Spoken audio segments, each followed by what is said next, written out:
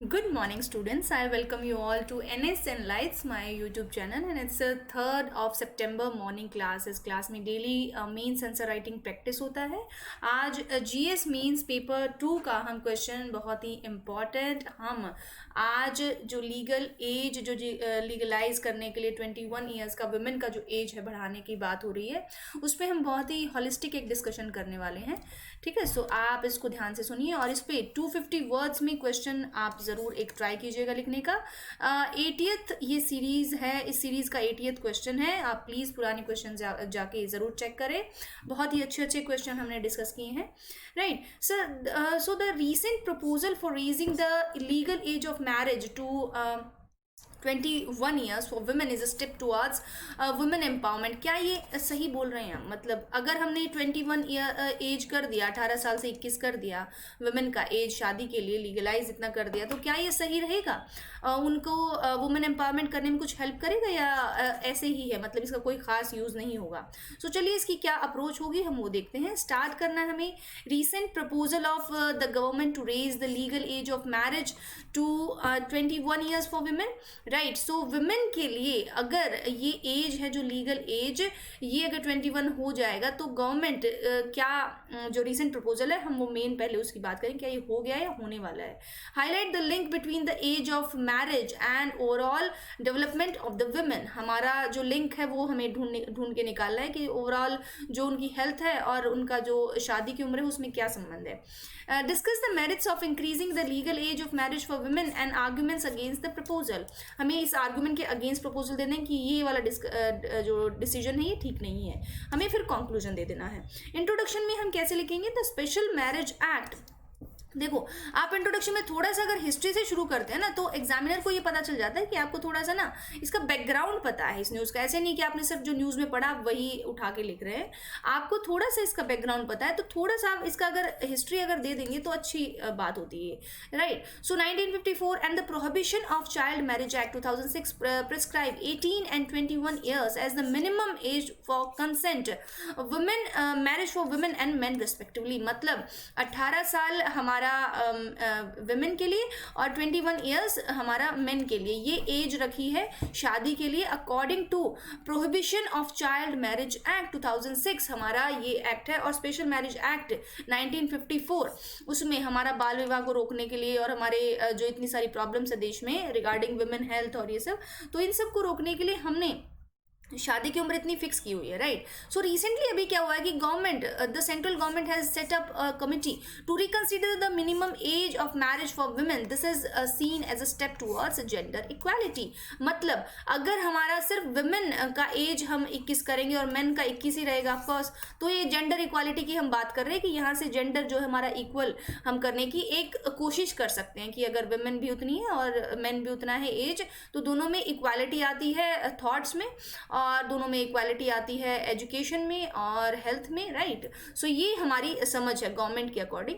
So next हम देखते हैं इसकी बॉडी में हम क्या लिखेंगे. Link between the age of marriage and overall development of the women. अगर हम शादी की एज और उनकी जो ओवरऑल डेवलपमेंट है उसके बारे में अगर कोई रिलेशन हम निकालते हैं तो क्या होगा, चलिए देखते हैं. A study conducted by the International Food Policy Research Institute, which was published in 2019, showed that children born to adolescent mothers 10 to 19 years were 5% points more likely to be stunted. देखो ध्यान से वर्ड्स पे ध्यान देना. Stunted than those born to young adults means 20 to 24 years and 11% point more stunted than the children born to adult mothers 25 years older. अब देखो जी, इन्होंने एक सिंपल सी बात बोली है कि आप एक रिसर्च हमारा एक आया है IFPRI, ये वुमेन्स हेल्थ से रिलेटेड ये इशू पे बात करते हैं, जो हमारा international food policy research institute.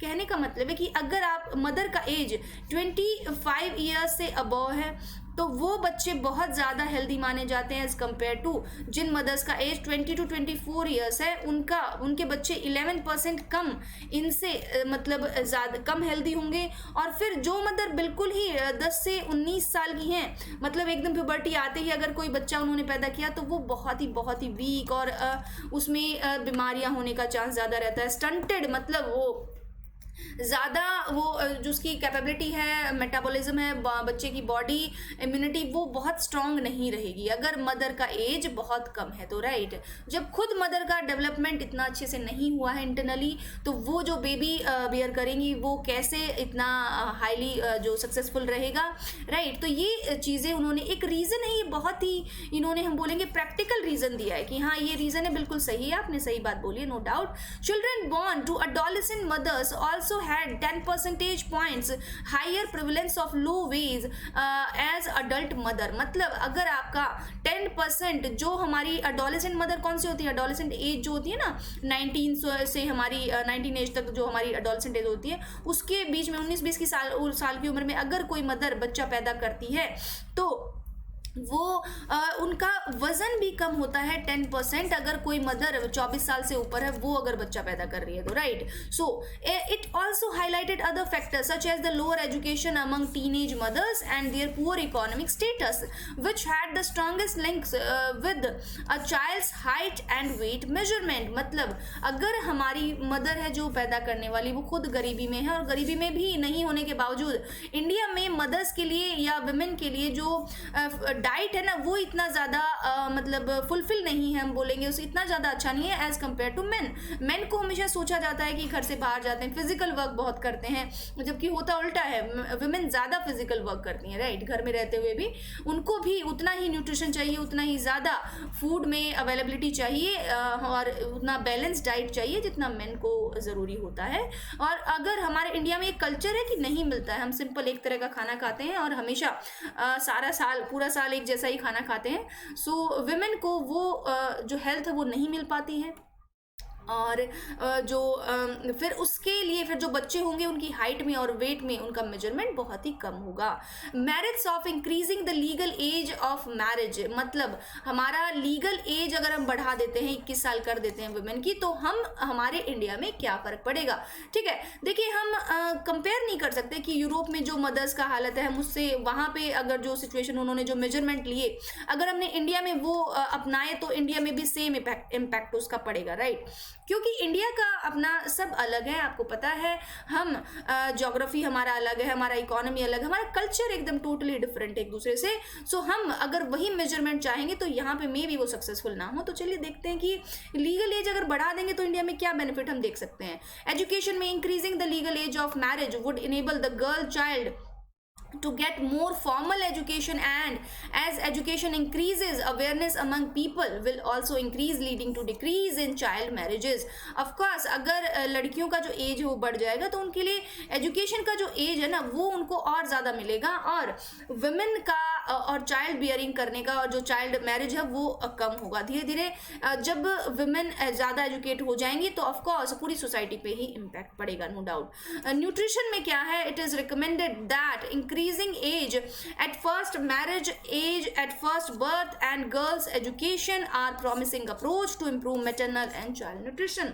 आपको बता दिया जाए अगर शादी की उम्र थोड़ी सी बढ़ा दी जाए और उस पर भी अगर बच्चे की उम्र 25-26 साल में हो जाए और दैट टू अगर वो चाइल्ड जो गर्ल्स का एजुकेशन है वो भी फिर चलता रहे तो बहुत ही ज़्यादा इम्पैक्ट अच्छा पड़ेगा आपकी मैटरनल हेल्थ और चाइल्ड न्यूट्रिशन पे। हम अब तक देखो ध्यान रखना, हम अभी तक सिर्फ न्यूट्रिशन और हेल्थ की बात कर रहे हैं, हमने और एस्पेक्ट अभी हाथ नहीं लगाए हैं, राइट। हमने सिर्फ और सिर्फ जो मैरिज का जो कंसर्न है वो हमने सिर्फ हेल्थ तक ही उसको लिमिटेड रखा है। अब इससे थोड़ा सा बढ़ के हम आगे सोचेंगे जेंडर इक्वालिटी।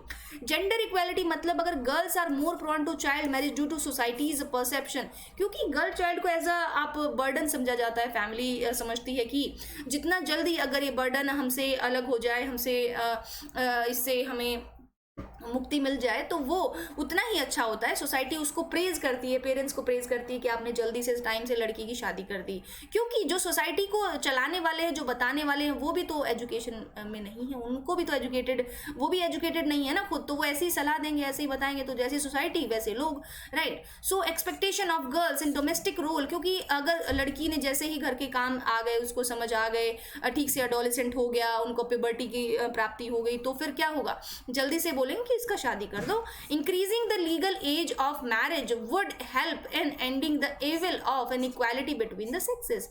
अगर दोनों का एज जो इक्वल हो जाएगा तो इनइक्वालिटी खत्म हो जाएगी और एक तरह से म्यूचुअल जो रिस्पेक्ट है वो भी मुझे लगता है खत्म हो जाएगी। अगर एक जो मेन होता है दोनों अगर इक्वल एज में शादी करने लगे, अगर वुमेन ज़्यादा एज में, खैर ये अलग मैटर है कि आप वुमेन का एज ज़्यादा हो गया शादी के टाइम या मेन का एज कम है तो म्यूचुअल जो रिस्पेक्ट है आई होप सो थोड़ा सा कम हो जाता है। अगर मेन थोड़ा सा बड़ा होता है तो म्यूचुअल रिस्पेक्ट एक दूसरे का हम ज़्यादा कर पाते हैं। तो help in ending the evil of inequality between the sexes, और इनइक्वालिटी हमारी खत्म हो जाती है। हम जेंडर की बात करेंगे। जेंडर मीन्स जो हमें सोसाइटी प्रोवाइड करती है, सेक्स मीन्स जो हमें नेचर प्रोवाइड करता है, राइट। सो जो नेचर ने डिफरेंस बनाया वो ठीक है, बट जेंडर जो डिफरेंस होता है, जो क्रिएट किया जाता है, जो मेंटेलिटी बनाई जाती है, वो सोसाइटी क्रिएट करती है, right. Then next comes to sex education. With the rise in legal age of marriage women will be able to know more about their bodies and will be able to plan their family in a better way. Sex education means अगर थोड़ा सा उनको time मिले, being a girl, आपको एक तो वैसे ही हमारा इतना टैबू टॉपिक है, इतनी ज्यादा बात नहीं होती है इस पे इंडिया में, बाहर काफी ज्यादा इस पे ओपन है लोग, राइट। बात भी होती है तो उनके जो पीयर ग्रुप है उनको कितना नॉलेज होगा, वो भी अपनी जैसी बातें बताएंगे उनको, right.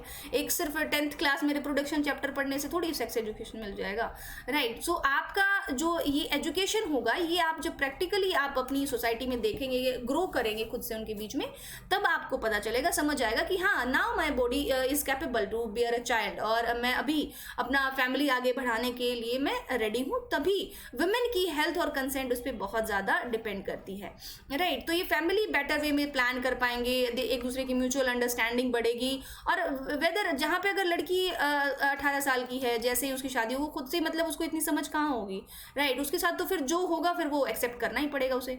Argument against the legal age of marriage against women. अब वुमेन का जो एज है उसके अगेंस्ट में हम क्या बोलेंगे।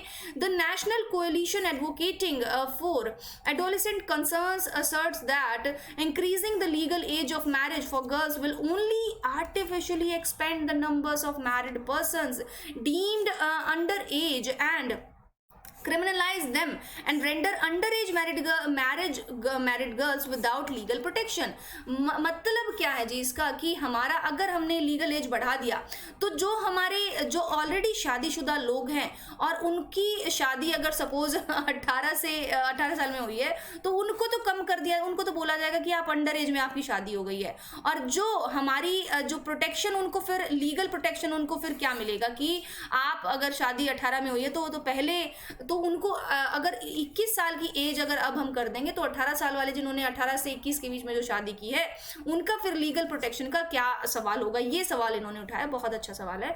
Instead transformative well resourced measures that increase girls access to education and health, create enabling opportunities and place girls empowerment at the centre will not just delay marriages but lead to a long term positive health and education outcomes. मतलब अगर हम जो अपनी जो marriage का जो as है उसको हमने बढ़ाया, उसके बजाय अगर हम उसकी हेल्थ और उसकी जो अपॉर्चुनिटीज़ उसके लिए इंक्रीज करते, being a women, being a girl, तो वो कहीं ज़्यादा बेनिफिशियल और आउटकम ज़्यादा देता, ठीक है। It recommended bringing education for 3 to 5 year olds and 15 to 18 years old under the right to education instead of confining the law to children between 6 to 14 years। अगर हम आज अगर 21 साल की एज अगर हम कर देते हैं वुमेन की तो फिर हमको ये भी तो करना पड़ेगा 15 से 18 साल तक मतलब एजुकेशन कंपलसरी हमें करनी होगी, जैसे हम 6 to 14 ईयर्स करते हैं। To bring genuine change we need free education beyond schooling and girls coupled with job guarantees specially for those from rural areas and vulnerable social locations. अगर कोई रिमोट लोकेशन पे कोई वुमेन है, अगर शादी के लिए माँ बाप उनको वेट करना पड़ेगा 21 साल तो वो तो मर ही जाएंगे। और अगर इस बीच में अगर गवर्नमेंट ये प्रोवाइड करे कि आपको जॉब मिलेगा लड़कियों को या उनको कोई स्किल सिखाया जाएगा, कोई उनके लिए कुछ काम किया जाएगा, तब थोड़ा सा बेनिफिशियल है ना। आप सिर्फ उनको लेट कर रहे हैं और उनके लिए कुछ कर भी नहीं रहे हैं, तो ये तो सिर्फ कहने की बातें हो गई ना। तो फिर से एक जुमला हो गया कि आप बस वुमेन का जो एज है उसको बस वेट कीजिए, आप वेट कीजिए 21 का होने का, तभी आप शादी कर सकते हैं। अब 21 साल तक क्या करें जी? गांव में जो स्पेशली जो स्ट्रक्चर है, सोसाइटी है, वहाँ तो 18 ईयर्स मतलब ठीक ठाक एज माना जाता है कि अगर आप शादी हो जाए, एक प्रॉपर एक बेसिक एजुकेशन भी हो जाता है उस टाइम, जहाँ लोगों को इतनी समझ नहीं होती है। और उनको अगर हम जॉब अपॉर्चुनिटी के लिए ओपन करेंगे, जॉब अपॉर्चुनिटी उनको देंगे, तो फिर उनको समझ आएगा ना कि ये जरूरत क्या है इस एज की। अब बिना कुछ उसको फायदा दिए आप बोलेंगे सीधा कि 21 साल को में आपको शादी करनी, तो वो तो लगेगा लोगों की ये हम पे बर्डन आपने डाल दिया है एक extra. Conclusion, early pregnancy is associated with increased child mortality rates and affected the health of the mother. Thus there is a need to focus on a mother's health and readiness to carry a child instead of just increasing the legal age of marriage. मतलब हमने ये बताया, हम empowerment की बात कर रहे हैं कि अगर देखो अर्ली प्रेगनेंसी सबको पता है कि चाइल्ड मोर्टेलिटी मतलब बच्चा का मर जाना पैदा होते ही इन्फेंट्री में, तो वो हम समझते हैं कि वो बिल्कुल सही है अगर एज अगर उसकी बढ़ जाती है। बट अगर हम need to focus mothers health और चाइल्ड का जो हमें जो कैरी करने का जो एज है, वो सिर्फ हम इससे ही लीगल एज बढ़ाने से ही हम ये थोड़ा सा इंश्योर कर सकते हैं इंडिया में। ये हमने बोला है। The government needs to emphasize upon economic and social empowerment of women and girls as well as the targeted social and behavioural change communication campaigns. हम ये कैंपेन चला सकते हैं और इकोनॉमिक और सोशल एम्पावरमेंट वुमेन का करने के लिए हमें उनको वुमेन को रोजगार देना होगा, राइट। उनके लिए कुछ अच्छी स्किल प्रोवाइड करनी, उनके लिए सेफ्टी मेजर्स ज़्यादा इंश्योर करने होंगे, उनको जो डोमेस्टिक वायलेंस है उसके खिलाफ उनके लिए मतलब आगे जो रूल है वो ज़्यादा अच्छे से बढ़ाने होंगे। और जो पॉक्सो एक्ट है, जो चाइल्ड प्रिवेंशन एंड सेक्स के ऑफेंसेस, उनसे रिलेटेड भी जो एक्ट है उसको स्ट्रॉन्ग बनाना होगा, बजाय कि ये सब आप इलीगल एज तो बढ़ा देंगे, मान लो उसके साथ साथ फिर जो और भी प्रॉब्लम होगी लीगलाइज हो जाएगा। फिर हमारा जो अब सपोज 18 ईयर्स में जो पेरेंट्स सोचते हैं कि भाई ये शादी हो जाए तो अच्छा रहता है, और उसके बाद अगर जो फिर अगर जो क्रिमिनलाइजेशन ऑफ सेक्स एक्टिविटीज़, इनका भी ये पॉइंट ऑफ व्यू है कि ये बढ़ जाएगा, थोड़ा सा बढ़ने का चांसेस ज़्यादा हो जाता है क्योंकि एज बढ़ रही है, राइट। और उस एज में वहाँ तक आते आते ज़्यादा प्रॉपर आपको अवेलेबिलिटी ऑफ एम्प्लॉयमेंट नहीं है, प्रॉपर रिसोर्सेज नहीं है, तो फिर बहुत सारे नेगेटिव इम्पैक्ट भी इसके हो सकते हैं। हमें ऐसे भी सोचना पड़ेगा, right. So this is all about today current affairs. आपका 11 बजे आप आपसे मिलेंगे वहाँ पे। मुझे सब्सक्राइब ज़रूर करें, आप सब्सक्राइब नहीं कर रहे हैं, थोड़ा सा सब्सक्राइब कराइए और कीजिए खुद भी, और आपका बहुत ही अच्छा लगेगा हमें। और आप और भी चैनल करते होंगे बट यहाँ पे आप करेंगे तो हमें थोड़ा सा नीड भी है सब्सक्रिप्शन की, राइट। और हम आपको अच्छा क्वालिटी में सोचती हूँ कि देने का, प्रोवाइड करने का, पूरा अपना टाइम और डेडिकेशन में पूरा दे रही हूँ आपको, राइट। आई होप कि आप मेरे चैनल को सब्सक्राइब ज़रूर करेंगे, right. This is all about today. Thank you so much.